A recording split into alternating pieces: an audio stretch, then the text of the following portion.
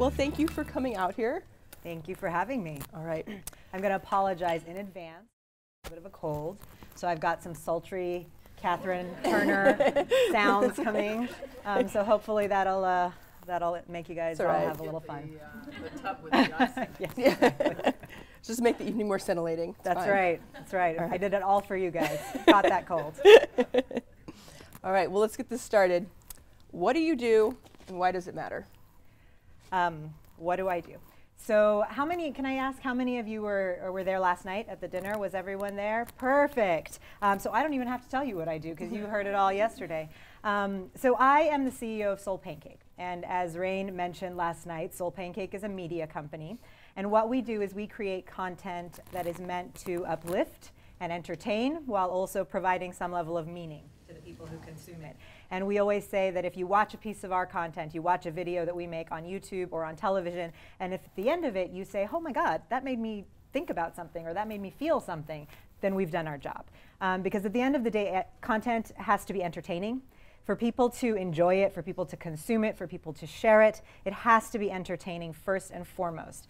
But we also feel that content and storytelling in particular has the power to really enact change in the way that we view each other, in the way that we view the world around us. And so what we're trying to do at Soul Pancake is really be kind of the leader in this meaningful and uplifting content space for the next generation of people. I think that Oprah did a phenomenal job.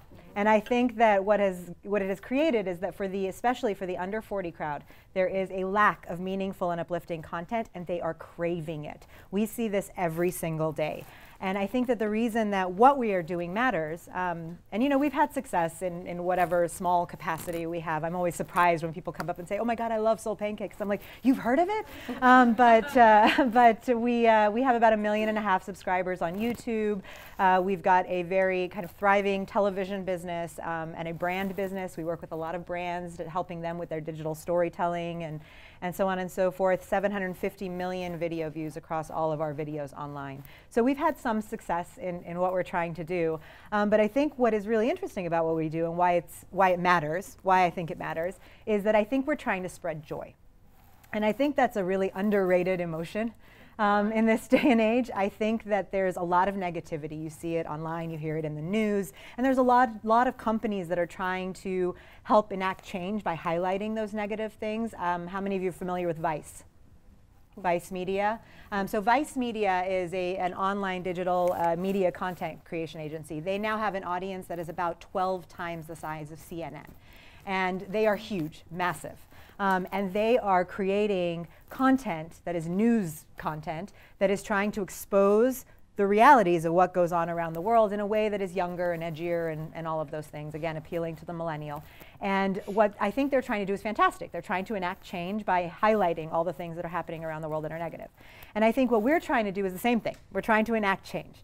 But I think the way that we're trying to do it is by saying, you see that person that's sitting across from you? Inside of them is a source of humanity, is a sense of humanity that if you recognize and you can see a part of yourself in them, that is going to want to make you change the world more than exposing all of the negative and sad things that there are. And we don't shy away from that. We, as you saw last night, we talk about religion, we talk about death, we talk about homelessness, we talk about real issues that are happening out in the world, but we do it always through this lens of joy. And a lot of times people ask me, what do you mean by that? What do you mean by joy and positivity? And I think what we are trying to do, and hopefully being successful about, is that we're trying to say that joy has as much a power to infiltrate people and spread as negativity does. Oftentimes you'll hear people say that, you know, if you've had a bad day in traffic or something has gone wrong, you will tell 50 people about it, right? But if you've had a good day, you'll tell maybe 2 or 3. For some reason, people think that if you've had something positive or good happen, that other people don't want to hear about it. And that is absolutely not true. we have seen that happen with Soul Pancake, where you'll say this one positive message, be more awesome, as Kid President would say, or happiness is not a limited resource, as some of our other folks would say. And people take these and like fire want to be part of the movement that we've created. And we've seen it through the money we've raised for charities. We've seen it through participation in the fun movements we've tried to start, like Socktober, where we've dedicated the month of October to homelessness. Yes, I love it.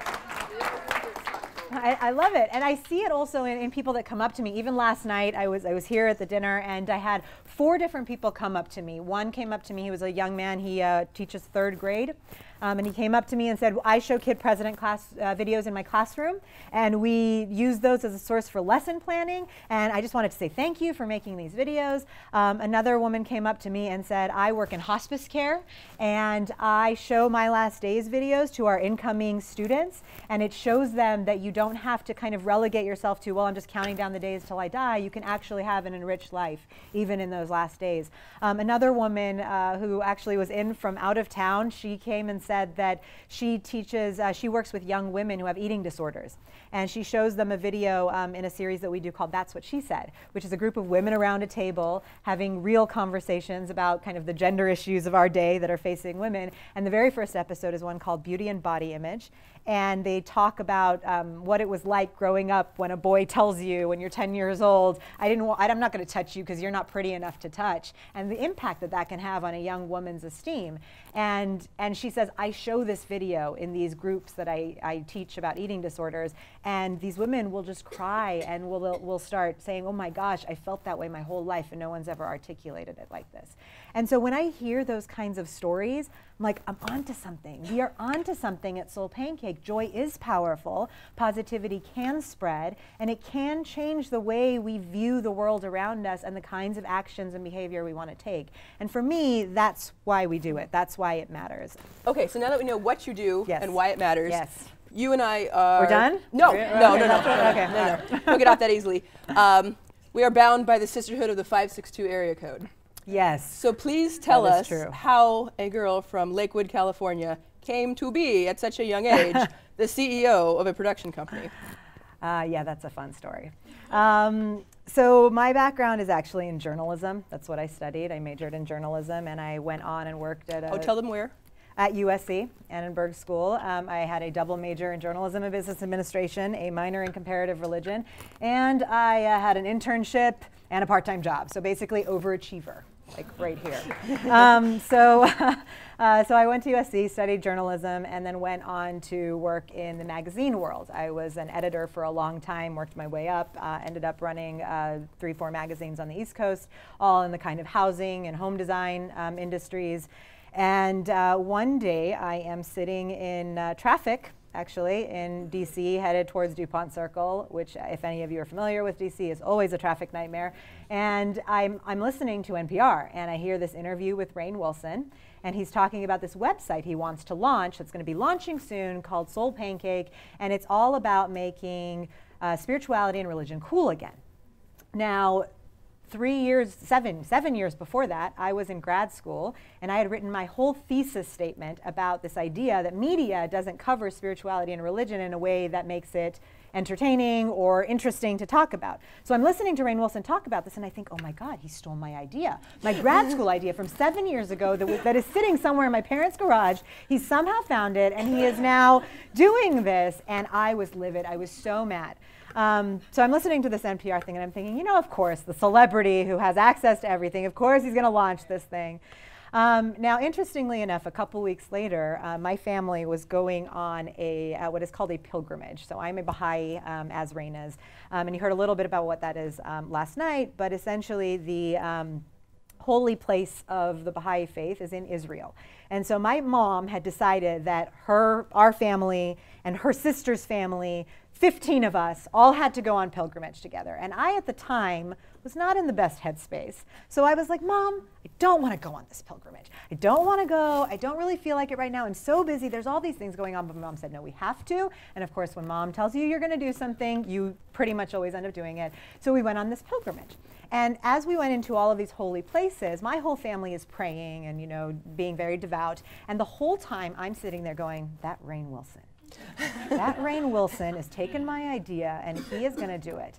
By the end of the pilgrimage, all I kept saying to myself was, I'm going to find a way to be part of this. I don't know that Rainn Wilson, but I'm going to find a way to be a part of this. So I left the pilgrimage and I came back and I essentially emailed everyone I knew in LA. I emailed friends, I emailed people who were in the entertainment business, Baha'is. I just emailed as many people as I could and I said, someone put me in touch with Rainn Wilson. I don't know him, but I need to talk to him about this project he's working on. And eventually someone put me in touch with Rainn Wilson and I reached out to them, and that was 6 years ago.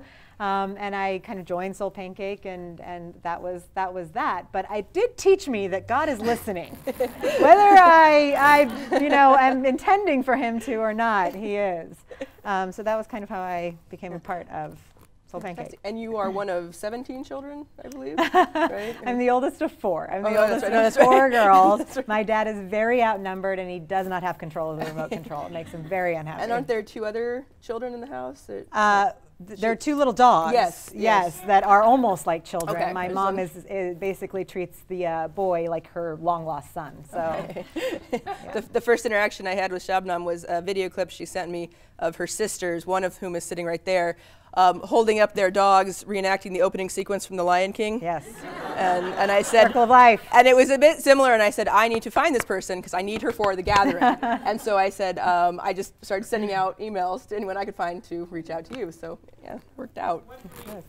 What? A Maltese and a King Charles Cavalier. So they're both this big, and when wet, this big.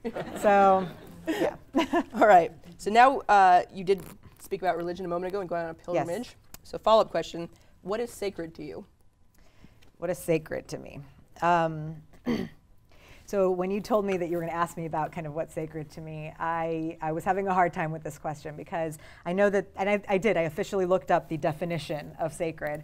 And the official definition of sacred is relating to God or religion and something to be venerated and sacrosanct and such. And I was having a hard time. I was having a hard time saying, what is sacred to me? Because my immediate response, I want it to be my family. You know, my immediate response is my family. My parents and my sisters, they are what is sacred to me. But I did a little bit more thinking about kind of beyond that, beyond kind of my immediate family, what I would say is sacred. And you know, I'm, like I said, a journalist, so my favorite thing in the world is storytelling. Stories are important. Stories matter. Telling great stories and sharing stories are important. And so I think what is really sacred, and I think we don't treat with enough sacredness sometimes, is books. I think books are really sacred. I think if you think about it, when you go into a library, you're quiet. You're always quiet in a library. And I think that's a beautiful thing. You're treating the books there with sacredness. Because I think that books contain knowledge. I think they are the way that we share stories with each other. I think they contain the stories of our past and predictions of our future. They can teach us lessons. And I think that storytelling is a really important art. And I think books contain them. And you know, the great religions are all in books. And also, I think just storytelling in general is really important. So stories and books are sacred to me. Oh, very good. All right. Now, what's the best advice you've ever received? Yeah, the best advice I've ever received, which I'm going to share with you guys, and hopefully all of you don't need to hear this because you are doing it, but maybe Michelle up there needs it because she just graduated, so she might need this. But actually, the best advice I ever got was from a former mentor, a mentor of mine, and my former boss at a magazine company I worked at a long time ago. And she told me, because I was trying to figure out, do I want to work in magazines and radio and video and online digital media? And she said, you know, honestly, Shabnam, the most important thing you can do is find what you are excited to wake up to do every morning and do that.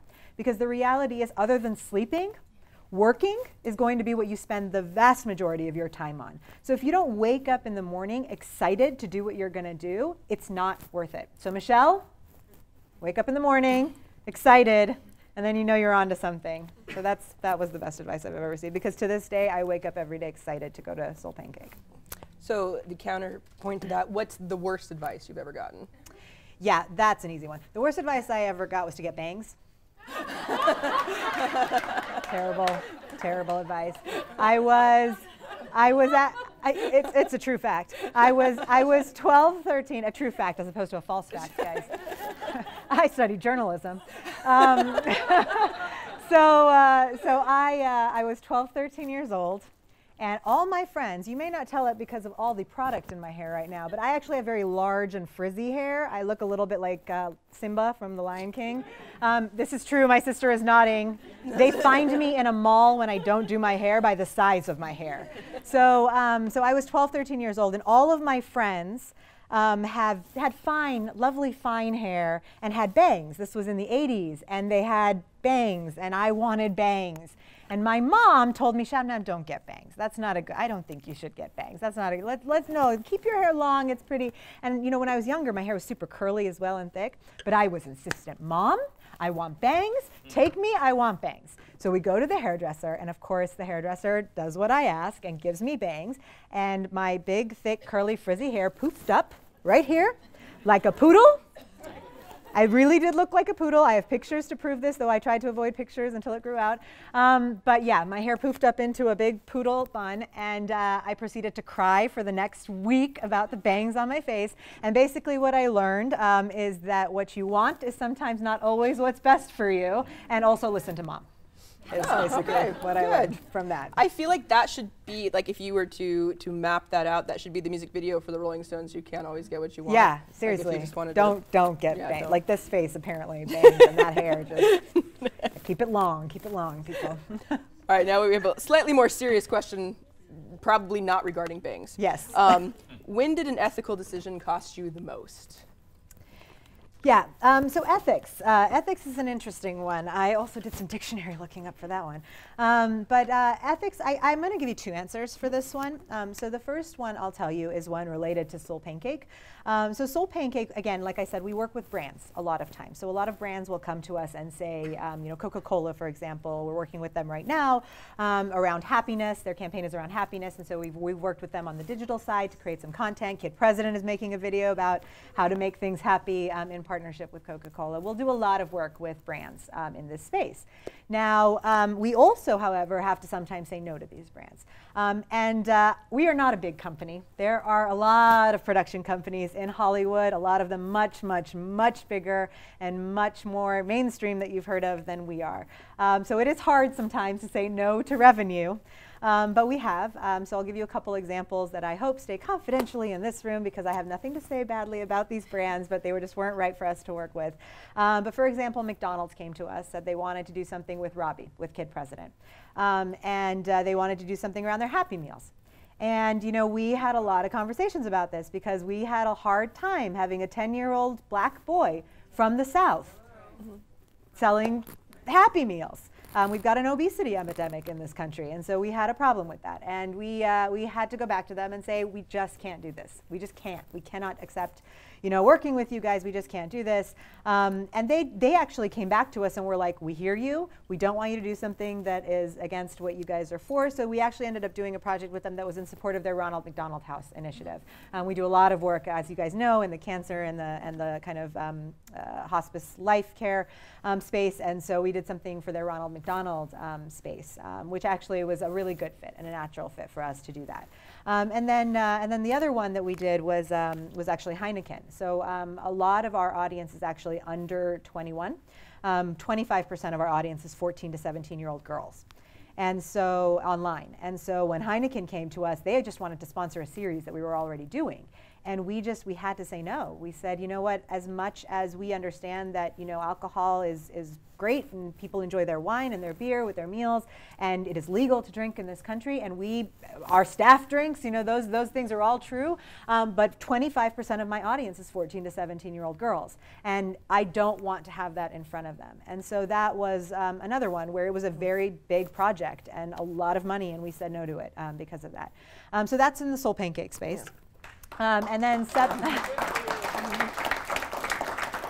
which I would like to think anyone who is running an ethical business can make those kinds of decisions, can say, you know what, this doesn't vibe with the spirit of what we're trying to do, with our mission, with our core values, and can make those decisions. And I know it's sometimes hard because we are a capitalistic country, and there's nothing wrong with earning money, and there's nothing wrong with running a successful business. Those are good things, and those are good things to aspire to, but I would hope that you can make those kinds of decisions.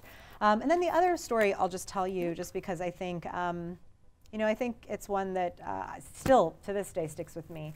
But I worked again, like I said, at a magazine company, and again, they were in the home and housing design markets, and there was a big housing bubble that burst several years back, as you guys know. So I had at the time a staff of 12, and I was told I had to lay off people and take my staff from 12 to 8. And you know, I had laid off one, then I laid off the second, then I laid off the third, and when I was told I had to lay off the fourth person, that was really hard, because at that point I was down to 8 people who were really hard workers and really great workers. And this individual that I ended up laying off, the way I had approached the layoffs, essentially just to try to make it as fair as I could, was last person in, first person out, was what I tried to do. So I hit this person, and unfortunately, her husband had just lost his job. And I knew this, and so I had to lay this person off, and I knew that it was going to be really difficult for her. And of course, leading up to it, I ate a lot of ice cream in the days leading up to the day I had to lay her off. But what I ended up doing, which is the same thing I had done for the other 3 people, was I called her the day before, the night before, and I told her, don't come into work tomorrow, you're going to be laid off. And I'm sorry that I'm having to do this, and I don't want to have to do this, but I don't want you to come into work and have to pack up your box and go as if you're being fired, because that's not what's happening, and I think that's a humiliating thing to do to you, and I'm not going to do it. So she didn't come into work the next day, obviously, and we packed up her things for her and couriered them over to her, and I was called into the HR office. And I was called into the HR department, and the head of the HR department sits me down and says, so this is the 4th person you've had to lay off, and the 4th person who has not been in on the day that they're supposed to be laid off. And we know you're telling them in advance that they're going to be laid off and not to come in. And I said, I don't know what you've heard. I don't know why they're not coming in. Don't know. Maybe you have colds going around. I don't know what to tell you. And I was proceeded to be reprimanded and told that the next time this happens, you cannot do that. They better be in on the day that they're being laid off. And I went home that day, and to this day, that makes me so angry.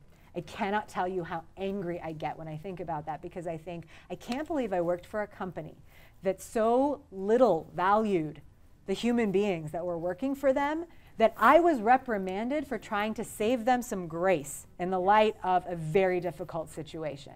And it was actually very soon after that that I heard Rain on the radio, and the timing all kind of worked out. But I was definitely like wanting to leave, because so much of things like that had happened. And so in my mind, it felt like an ethical thing to do. Maybe it wasn't, maybe according to corporate ethics it's not, but in my mind it felt like the ethical thing to do, and I definitely got reprimanded for it. So kind of follow up on that.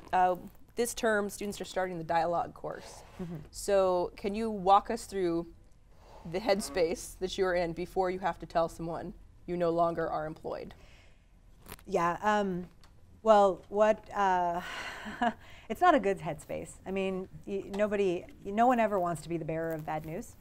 And you also don't want to have someone hate you. We all obviously have personal egos and feelings, and you don't want someone to feel like they're mad at you or they blame you for something. But more than that, I was just hurting for them. You never want to tell someone you don't know where your next paycheck's coming from tomorrow. That's a really hard thing to tell someone. So honestly, what I would do is I would sit and I would think about all the things that I could tell them that they have done really, really well, all the ways that I would support them once they were gone from the company, if they needed a letter of recommendation, if they ever needed anything from me that I could provide them with. So that's how I prepared for it. And then I would essentially get all my emotions out before, because I didn't want it to be an emotional thing. I wanted to let them know this is not about how I care about you as a human being. This is not about the work that you've done, because you've done amazing work, and I will support you beyond this. And if you ever need a letter of recommendation, you will have it. This is honestly about the fact that the company is not doing well, and it has lost money, and someone has to go. And at this point, that someone is you, and it has nothing to do with the work that you've done. So for me, it was just about being mentally prepared going into it, emotionally prepared and mentally prepared to answer their questions, to make sure they knew the value that they had brought and would continue to bring in whatever future job they had, and that I knew that they would land on their feet because they were so talented. So, well, this is final question that I'm going to ask from the deck, and then we're going to turn it over to the audience to ask questions. I love it. All right. what would you change in the world if you could? Yeah, so I was thinking about this as well, what I would change in the world if I could. And the easy answer is obviously, I wish we would all treat each other better. That to me feels like the easy and obvious answer. But I think what I would do is I would give that a caveat, and I would say, I wish we would treat the disadvantaged among us better. Because everyone in this room is very lucky. You are a very, very lucky group of people. I am a very lucky person. I get to wake up every day in one of the wealthiest countries in the world. I get to go to a job that I love. I sleep in a warm bed. I have family and friends around me. I am a very lucky person. And so when I treat the people who are at work with me or in this room with respect and with kindness, that's very easy to do. You guys are all well-dressed. You're well-spoken. You smell good. It's very easy to treat you well. But when I think about people who are sick, who are homeless, who are poor, who are elderly, who are immobile, who are not amongst the most advantaged among us, and we don't treat them well, that is, I think, more of a reflection of the kind of world we live in than anything else. I think when we treat the people who are disadvantaged among us better, then I think that shows a society that is of an elevated state. And so I think my hope, and what I know I probably don't do well, and I hope I do well every single day, is that I treat the people who are disadvantaged among us as well as I treat the ones who are more advantaged. All right. So we're now going to turn it over to the audience. So does anyone want to be the first up to bat? Otherwise, I've got another question. All right. So just a little interesting side note for this evening. All of our students are getting a copy of Shabnam's book she co-authored with Rain, the Soul Pancake book. The book is obviously filled with life's big questions. So I would like to subject you to some of the questions from your own book. Okay, so just so you know, when we wrote the book, we asked all the questions of people around us just to make sure that they were answerable. So hopefully, I can do this. Okay. I love this. This is like all right. Hot seat time. So what is one experience that you hope everyone has in life? I love this question. So this is one of the questions we have in the book. It's what's one experience that every single person should have in their life, and it's actually what's one eye-opening experience that I think everyone should have. So my answer to this is actually to work in customer service. So I actually think that if you work in customer service, if you're a waitress, if you have sold clothes or worked in retail, if you've had to deal with people complaining about something not fitting and wanting their money back, you have learned the greatest skill on earth, which is patience, and how to work with people of all backgrounds who are angry with you. And I really, truly think that if you work in customer service, that is an experience that will teach you more about life than you need to know that you can possibly imagine. Well, we actually, at our lunch break in the office one day, some of the staff was sitting around and we were actually going through the book and answering the questions. And my response to that question was, I would hope that everyone experienced being broke at least once. Because I felt that just puts you in that puts you in the shoes of someone who's got everything going against them. Yep. And so that was my response to that. But I actually think I like yours better. But I will say what's interesting about people who are broke, college students or whatever they are. But I do think that when you're broke, it's actually kind of easier to find happiness.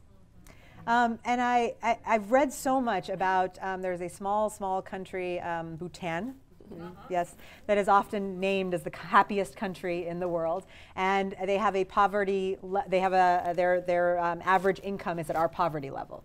And yet they're the happiest country in the world. And I've read a lot about Bhutan and why they're considered the happiest country in the world. And it really truly is because the things that they have around them that they fill their life with is not the material things. It's things like family and friends and faith and food and just the very core essence of life. And so I do think that there is a level of happiness to be found when you don't necessarily have the material wealth. So not necessarily a bad answer. All right. Another question. This is actually in line with our theme for this evening. What is the most uncomfortable conversation you've ever had to have with someone? And you may have already answered that with the laying off. I did actually answer that. I mean, that honestly, the 4 worst days of my life, hands down, were the 4 days that I've had to lay off someone. Yeah.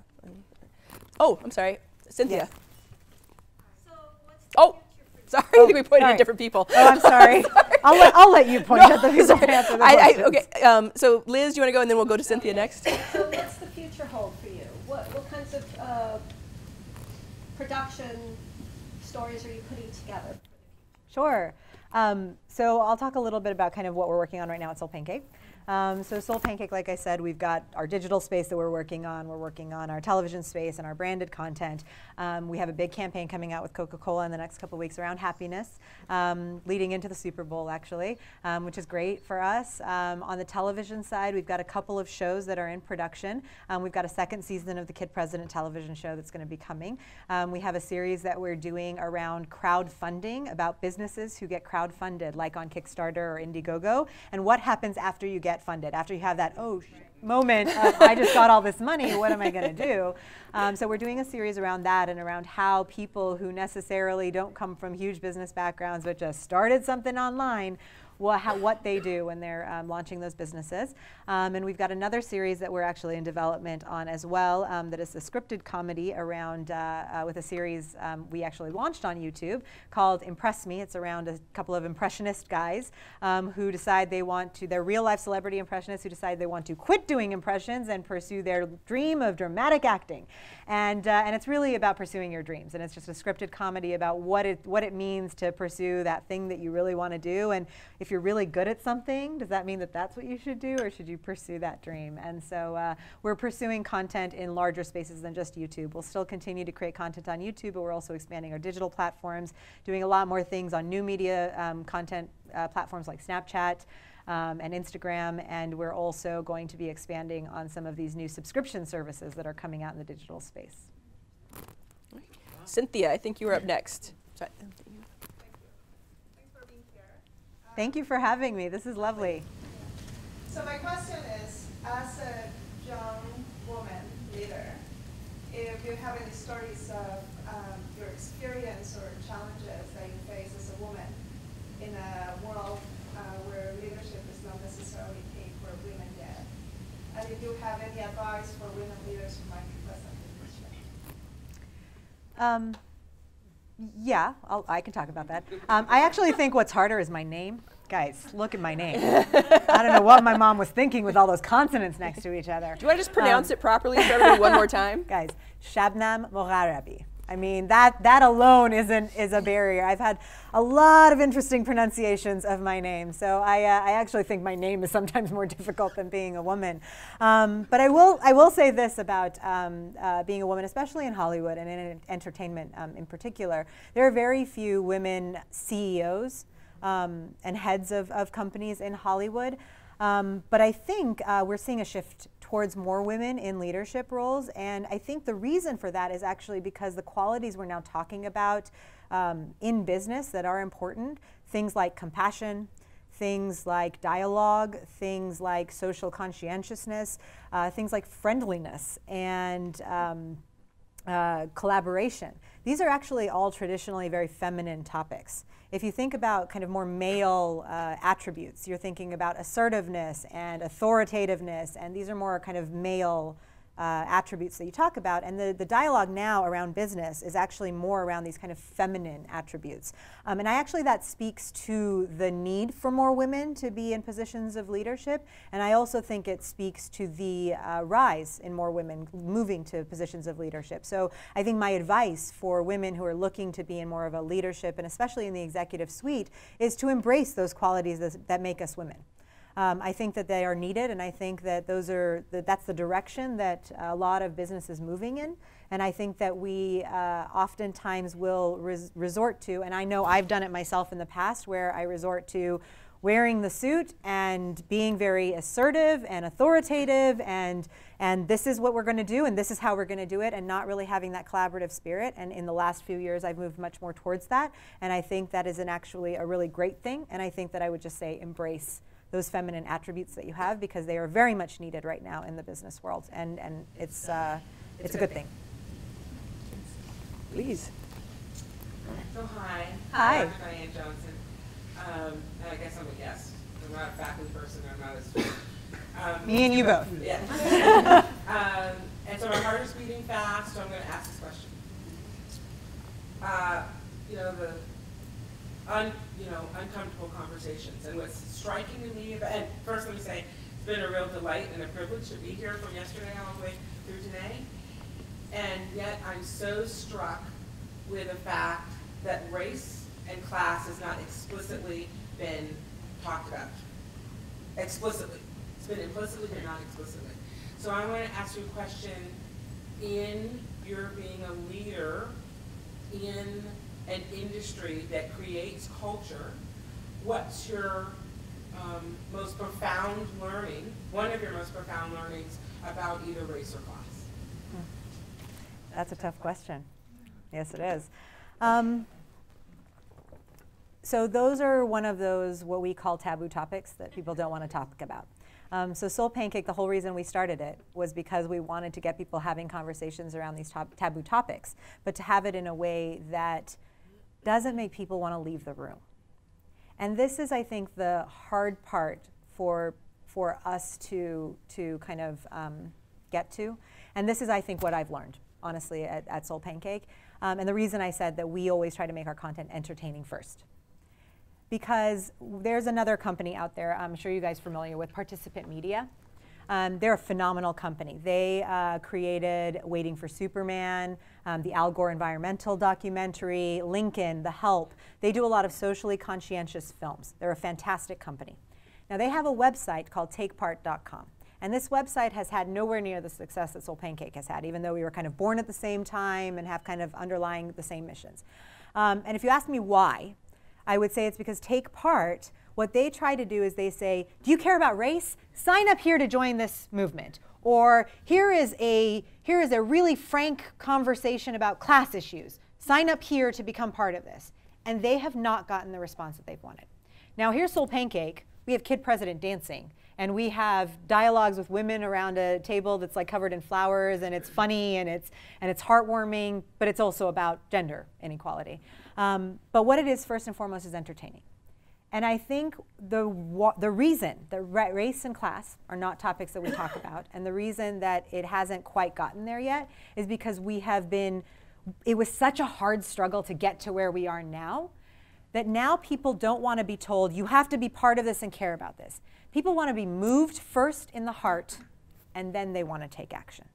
Nobody wants to be told out of feelings of guilt or out of some feeling of conscientiousness that they need to have, or some feeling of negativity that they're given, that they need to make a change. People want to be moved in the heart first. And so what we're trying to do when we create the content that we're doing is touch the heart first. Because what we found is when we do something with Socktober, when we try to have a conversation around homelessness, if we touch people with the content first, and their hearts are affected, and they want to be part of it, then they'll take action. Then they'll donate the socks. They'll be volunteer at a homeless shelter. They will go be part of that conversation. If we have a conversation about My Last Days, where people are talking about death and cancer and the real issues that you face when you die, then people want to donate money and they want to sign up to work at a hospice. It's only after we've moved them in the heart that change happens. And I think so many times we try to show, well, you should want to be involved with this, that people are busy. We don't have enough time during the day to take care of our kids and build strong families, let alone to go out and be active, social, conscientious people. And so what I think I found when it comes to conversations about race and class and these really difficult and taboo topics is that you can't approach them by saying, we should care about this and you should want to be a part of it. The only way to get people to want to be a part of it is to tell stories and share content that moves their heart first, and then they will want to take action. And so I think we always start with, let's have the hard conversation first, and that always turns people off. And I think that's what I've learned. You've got to touch people's hearts first, and then people will want to change. Sorry, that sounded kind of like a lecture, but I didn't mean it to be. Really, truly, it's you got to touch the hearts. When people cry, when they have a sense of emotional connection to something, then they say, wow, I mean, I really, truly, you know, I'm craving to see Selma. I haven't seen Selma yet, but I'm fascinated that this is the first time that the entertainment industry has created a film about Martin Luther King Jr. And I don't know if it's because the family has always kept the story kind of closed off and not told, but you know, there's a reason. He touched people's hearts. I think, you know, what Kid President doing is he's touching people's hearts. When you see stories like The Help, it touches people's hearts, and that starts a conversation before anything else does. You've got to touch the heart, and I really can't say that enough, because that's going to get people to want to participate. So I have a question, and then we'll go to Yvette. What film most moves you to tears? What film most moved me to tears? Oh, this is hard because, I don't know, lately, I don't know if it's mid-30s, I don't know what it is. I cry at everything these days. Commercials make me cry. Everything makes me cry these days. But I'm trying to think, what is a film that I recently saw that oh, it can be any film. Cry. Any film? Yeah. Honestly, the film that always makes me cry, I mean, always makes me cry, is Beaches. This is so cheesy. I know, it's so cheesy. I feel like I'm mortified right now that I said this. But Beaches actually makes me cry every time I see it. And honestly, I think the reason it does is because my sister and I, when we were 19 and 17, very, very young, we saw it for the first time. And the two of us sat and we were like, I'll be the wind beneath your wings. and to this day, when I watch it, I just think of my sister and how close we are and how I hope that I can be there for someone the way that they were there for each other. And so I know that's such a cheesy example. Oh my gosh, I can't believe I just said Beaches. Yeah, Beaches. That's a good answer. All right, Yvette. I just want to thank you. I'm receiving so much from everything. Your very thoughtful answers are so heart-driven, and I'm receiving a lot from it. You touched upon ethical, or the ethics of collaboration, and I'm intrigued by value-driven collaboration. We do a lot of multi-sectoral work, and for me, I value that the companies or organizations that I partner with share similar values and practices, and I'm really intrigued by what you said about McDonald's, particularly about the impact that that company has with disenfranchised populations. Yes. And I'm intrigued, I've heard you mention your partnership with Pepsi twice. Coca-Cola. Oh, Coca-Cola, sorry. And I'm wondering if you can unpack that for me, because what values does that organization embody that aligns more with your mission? Sure. Yeah. We had a lot of debates about working with Coke as well internally. So one of the reasons that we decided to work with them is I think something that Coca-Cola is doing through its Open Happiness campaign actually internationally is really interesting. They're doing a lot of work in places like India and Pakistan in trying to kind of bridge the divide between those two countries. And they do it through these really interesting activations that they do in both countries, where they're trying to get people to connect between the two countries. They've held summits and organized summits trying to bridge the divide between those two countries. They've done a lot of work in China in trying to elevate kind of corporate practices in China. And so we actually did talk a lot about what are the reasons that we are saying okay to Coca-Cola and not to other companies that we've said no to.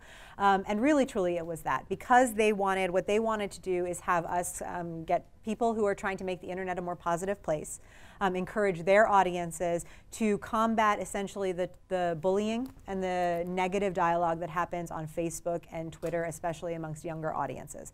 That was the goal of this campaign.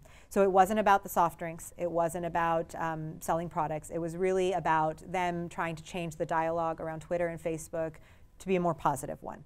And because we have, especially with Kid President, a lot of teachers who will come to us and say there's a lot of bullying in our school, there's a lot of Facebook stalking that happens to our students. We wish the Kid President would do more about how to combat that online.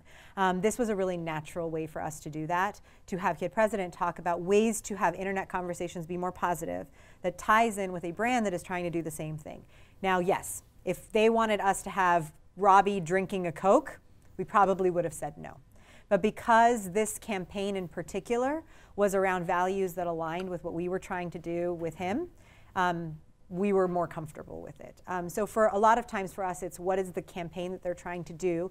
Is it actually moving the needle in the direction that we want to go? And yes, at the end of the day, their core business is selling beverages, and sometimes sugar-filled beverages that are not good for you. But they also, as a big major brand, and as an advertising agency that pours millions of dollars into industry, they also are trying to move the needle in other places. And if we can help move that needle by working with them and using their ad dollars to do that, then that to me is a good use of the revenue that they are going to be putting into the marketplace anyways. They're going to spend that money. So if we can help them spend that money in a way that helps move the needle towards something positive and that aligns with our values, then that to us makes sense. So it is a fine line, and it's a hard one for us to navigate, and we have those debates every single day when a brand comes to us. But it's important to have them, and sometimes we say yes, and sometimes we say no. Oh, I'm sorry, Mr. Lincoln. As your success leads to your company getting larger and larger, Yes. does it ever get so large that it's no longer fun? Well, luckily I'm not there yet. You obviously have had a much bigger company than I have. But right now we have 14 employees. And you know, we went from 3 employees 3 years ago to 14 now. So we've had some growth. We are not a huge company by any means. And every day it gets a little harder. I get further and further away from what I think is the fun stuff, the making of the videos that you know, I started out, you know, helping to build the props that we would do and where are the cameras going to go, and I was really in the trenches of that, and more I'm getting further and further from that. So while I still advise on creative and I'm still looking at the creative that we develop and are putting out there, I'm further and further from that and really more about the growth of the company and what's going to be next for us and how are we going to continue to grow. And so it's about finding the joy in that, and that's really what I try to do is how does what I do as the company grows and it's not necessarily the fun things anymore, how do I find joy in what I'm doing and how do I relate what I'm doing now to what the rest of my team is doing that is actually helping to change the way that we do business. So for me it's about finding those ways that I'm able to continue to spread our mission and our message as we grow. It's hard. It's very hard. If you have advice, I'd love to hear it because it is very, very hard to do. All right, I'm going to end. We're good? Okay. I'm going to end tonight with 2 more questions. Yes. From your book. What drains you? What drains your soul? What drains me? What drains me is email.